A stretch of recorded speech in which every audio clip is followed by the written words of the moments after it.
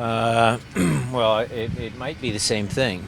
I mean, 2-0. We had a couple chances, and then even a half chance. Brad had a ball he tried to force into Raul. He could have dribbled a little bit more and maybe seen Jordan on it very easily could have been 3-0. And our ability to score 4 goals was great, but our inability to put a team away, might have been the biggest thing I take out of it. We certainly addressed the set piece issues. That's probably an easier fix. But we made it challenging on ourselves, and against RSL, we need to be clinical. You guys all watched the game last night. I mean, Minnesota had controlled large parts of the game, but they just didn't have that final product. So at 3-0, I think the game's over. Watching, I didn't remember this on the film, but watching Dallas come together and getting their team together, I thought was good. I mean, good young guys never gave up, put themselves back in the game, but at the end, our quality to get 4 goals was evident. It seems like RSL, especially in recent years, is just always kind of like a tough game, like a 1-0, 2-1, kind of gritty, competitive kind of vibe. What have you noticed about them in playing? Well, last time it wasn't a gritty win; it was 3-0 defeat. So there's 3 good reasons why we need to have a good performance. But yeah, over the years, I'll go back to Lamar Nagel scoring a goal in the stoppage time to beat their 68 home winning streak. It was an ungodly amount that they had put up, numbers that they put up. So it's always been a tough place to play. They've always been a good franchise. So it's going to be a tight game, and we'll see if we can't reverse the last time we played. What do you make of Nick Ramondo's career and the job that he's done? The save he pulled off on Blanco was unbelievable. That was unbelievable because Blanco hits that, and the ball's going up and down like this. I mean, that was a unbelievable save. What more do you say about that? Keeps him in the game. How much of that drop of play in the first half did you think had to do with conditioning or the team being tired? Not in the first half. Did it not feel like maybe the intensity wore off? You talking about the second half? No, just first half. No. Concentration mainly. Yeah, I mean, look, one more little piece of quality, one more little thought, one last pass, 3-0, game's over. And then you look at the goal they scored. That was something we talked about, pinning them in their half of the field. They get out. We don't coach our guys to foul guys at midfield, but Ramon had a chance to stop the guy there. Ball comes out wide. Brad's got to block the cross. It goes to Kim Ki-hee, who can't clear it. I mean, that's just a goal that, had nothing to do with tired legs. That's just concentration up here. Speaking of tired legs, there's a moment right before Jordan Morris scores where he's actually on the ground sitting down. What goes through your mind and what keeps you from pulling him off? Well, because sometimes you just roll the dice and you leave your attacking players out there and they do great things. I mean, the kid has a strong mentality, and for him to get up off the floor, pick himself off the floor, and he actually had a little pass in that next sequence where he was able to retain possession and get on the end of that scramble. It's testament to the kid's mentality. How tough is this new playoff format? It's not only one game, but you're playing 4 days apart in this one game situation. 4 games apart is fine.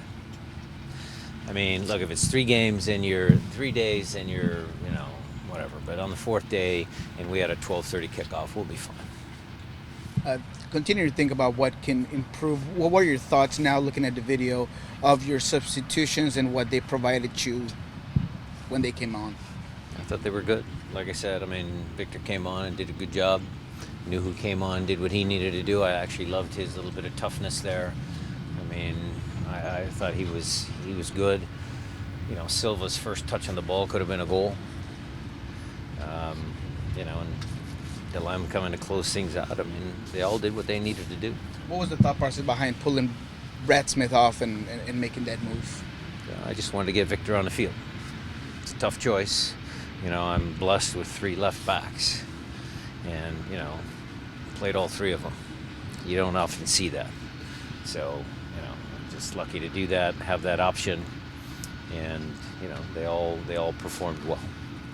Do you think the nature of the game against Dallas will help prepare the team for Real Salt Lake? I think winning 2 games in a row, kind of feeling the momentum, getting that little bit of nerves out of the way. Okay, that first game, how they respond. I think they checked all those boxes. I think it's just a good momentum builder.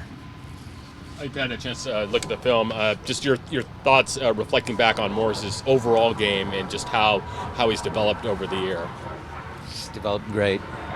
He's had a tremendous last performance. But one of the clips I showed today was the 3rd goal that they scored. And the guy comes clean at the back post, and Jordan really doesn't have anybody picked up. So maybe he could have done a little bit better in that moment. So we discuss that with them. We certainly give them praise because the kid deserves a lot of praise. But we also need to make sure he continues to work, and we don't want to have any of those little letdowns in concentration affect us in the next game. Jordan was talking about how RSL uses Corey Barrett at different spots. What do you make of their attack, and what challenges will give you guys on Wednesday?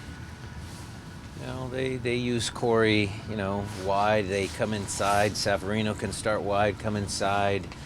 Krylek and Rusnak are unorthodox. It's not one real striker. They're very flexible, very interchangeable. So it's a very good attacking front 4. That's how they start. And then obviously they've got talent, experience in the middle of the field. So we'll see how they line up. We'll see what their game plan is. But, look, it's going to be a 4-2-3-1 versus a 4-2-3-1, and we'll get after them, and they'll try and get after us, and we'll see if we can win the game. Going back to Raimondo, you talked about the save, but the career that he's had in MLS for so long, setting so many marks. What do you make of overall what he's done in this league? Well, that longevity, certainly goalkeepers always seem to have a little bit more than the field players. Is all credit to the work habits, the things that he's done earlier in his career, stay healthy, all that sort of stuff. Has a big part of it. I remember when Casey was here.